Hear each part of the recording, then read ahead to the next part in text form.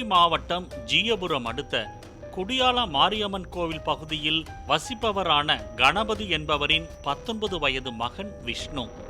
Auto ஓட்டுநராக பணியாற்றி வந்த விஷ்ணு வெள்ளிக்கிழமை காலை 9 மணி அளவில் குடியாலத்திலிருந்து அரசு பேருந்தில் சத்திரம் பேருந்து நிலையம் நோக்கி சென்றுள்ளார்.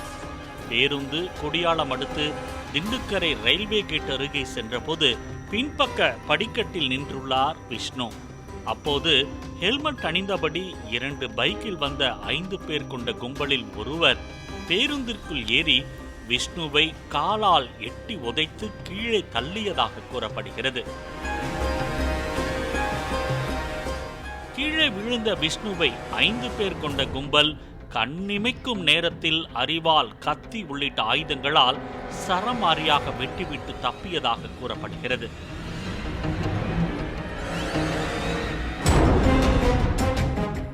வெட்டப்பட்டதில் இரத்த வெள்ளத்தில் சரிந்த விஷ்ணு சம்பவ இடத்திலேயே உயிரிழந்ததை அறிந்த ஜீயபுரம் போலீசார் விரைந்து சென்று விசாரணை மேற்கொண்டனர்.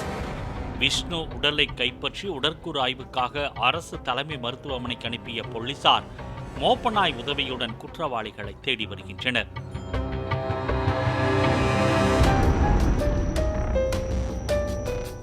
சம்பவ இடம் மற்றும் அரசு பேருந்தில் பதிவாகியுள்ள கைரேகை பதிவுகளை ஆய்வு செய்துள்ள போலீசார் குற்றவாளிகளை அடையாளம் காணும் பணியில் தீவிரமாக ஈடுபட்டுள்ளனர்.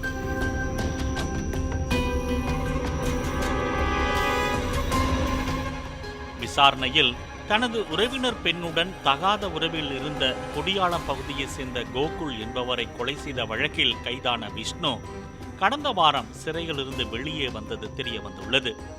கோகுல் கொலை செய்யப்பட்டு சரியாக 1 ஆண்டு முடிந்த நிலையில் விஷ்ணு கொலை செய்யப்பட்டுள்ளதால் பழிக்கு பழியாக இக்கொலை நடந்திருக்கலாம் என போலீசார் தெரிவித்துள்ளனர். கோகுலின் நண்பர்களை பிடித்து விசாரித்து வரும் போலீசார் கொலை நடந்த இடத்தில் பதிவான சிசிடிவி காட்சிகளை கொண்டும் விசாரணை மேற்கொண்டு வருகின்றனர்.